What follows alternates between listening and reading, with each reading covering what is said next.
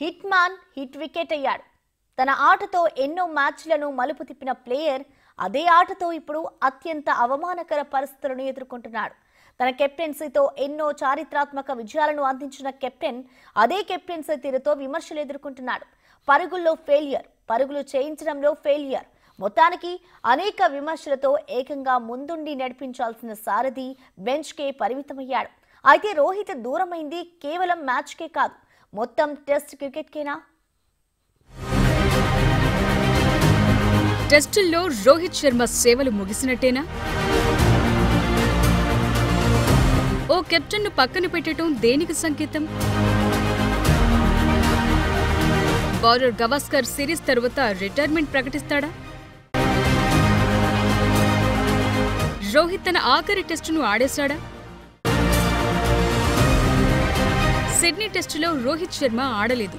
Form సరిగా లేదని team management పద్ధతిగా అతన్ని పక్కన పెట్టేసింది. టీం పగ్గాలు టీమిండియా పేస్ అటాక్ లీడ్ చేస్తున్న జస్ప్రీత్ బుమ్రా కందాయి. దీంతో ఇప్పుడు సరికొత్త చర్చ మొదలైంది. రోహిత్ శర్మ తన టెస్టు ఆటకు ఎండ్ కార్డ్ చెప్పేశాడా అని. నిజానికి కొంతమంది టీం కోసం త్యాగం చేశాడని చెప్తున్నా ఇకపై రోహిత్ మ్యాచ్ ఆడే పరిస్థితి కనిపించడం లేదు.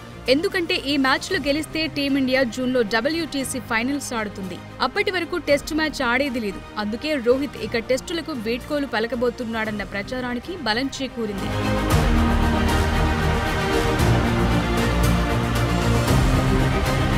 టీమిండియా అత్యంత ముఖ్యమైన ప్లేయర్స్ లో రోహిత్ శర్మ ఒకడు. కానీ అదంతా గతం అనిపించేలా ప్రస్తుతం అతని పర్ఫార్మెన్స్ ఉంది. రన్స్ స్కోర్ చేయడంలో వరుసగా ఫెయిల్ అవుతున్నాడు. లాస్ట్ 15 ఇన్నింగ్స్ లో అతను చేసింది కేవలం 164 రన్స్ మాత్రమే. ఇందులో ఒకటి హాఫ్ సెంచరీ ఉంది. ఇందులో అతని స్కోర్ 8 సార్లు సింగిల్ డిజిట్ దాటలేదు. రోహిత్ రిటైర్మెంట్ ప్రచారం నిజమైతే అతను ఆడిన చివరి టెస్ట్ మెల్బోర్న్ అనే చెప్పాలి. ఇందులో ఫస్ట్ ఇన్నింగ్స్ లో 3, సెకండ్ ఇన్నింగ్స్ లో 9 పరుగులు మాత్రమే చేశాడు రోహిత్.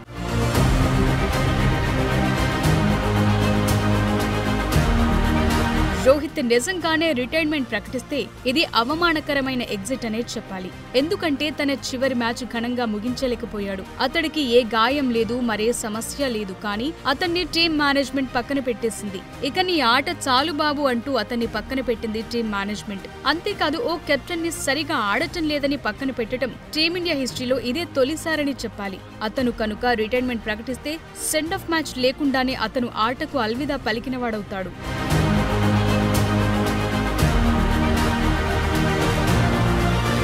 ప్రస్తుతం క్రికెట్ దిగ్గజాలు కూడా రోహిత్ శర్మ రిటైర్మెంట్ పై స్పందిస్తున్నారు. ఇలాంటి సమయంలో అతను ఇలాంటి నిర్ణయం తీసుకుంటే ఎలాంటి ఆశ్చర్యం అవసరం లేదంటున్నాడు టీమిండియా మాజీ కోచ్ రవిశాస్త్రి. అంతేకాదు తన ఆటను రివ్యూ చేసుకుని ఆడకుండా బెంచ్ పై కూర్చోవటానికి చాలా ధైర్యం కావాలని, రోహిత్ అది చేసి చూపించాడంటూ ప్రశంసలు కురిపించాడు. అంతేకాదు రిటైర్మెంట్ వార్తలపై స్పందించిన రవిశాస్త్రి రోహిత్ ఏం చిన్నపిల్లాడు కాదన్నాడు.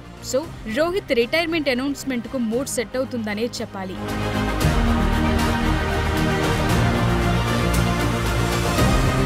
రోహిత్ శర్మ సారథ్యంలో టీమిండియా టెస్ట్ క్రికెట్ కాస్త డౌన్ ఫాల్ ను చూసిందనే చెప్పాలి. రోహిత్ కెప్టెన్సీలో మొత్తం 24 టెస్టులు ఆడగా అందులో 12 మ్యాచ్ల్లో గెలవగా 9 టెస్టుల్లో ఓడిపోయింది. 3 మ్యాచ్లు డ్రాగా ముగిశాయి. అతని కెప్టెన్సీలో ఇండియా ప్రపంచ టెస్ట్ ఛాంపియన్షిప్ 2021-23 ఫైనల్లో కూడా ఆడింది. అప్పుడు ఆస్ట్రేలియా చేతిలో ఓడిపోయింది. సొంత గడ్డపై న్యూజిలాండ్ చేతిలో టీమిండియా వైట్ వాష్ అవ్వటం రోహిత్ టెస్ట్ కెరియర్ లో ఓ మాయని మచ్చ అనే చెప్పాలి. ఇక బౌలర్ గవాస్కర్ ట్రోఫీని నిలబెట్టుకోవాలనుకున్నా అదయ్యే పనిలా కనిపించడం లేదు. రోహిత్ లేని పెర్త్ టెస్టులో టీమిండియా విజయం సాధించగా ఆ తరువాత జరిగిన 3 టెస్టుల్లో ఒక టెస్ట్ మ్యాచ్ డ్రా కాగా 2 ఓడిపోయింది. ఇవన్నీ కూడా రోహిత్ కెప్టెన్సీపై అనేక విమర్శలకు కారణమయ్యాయి.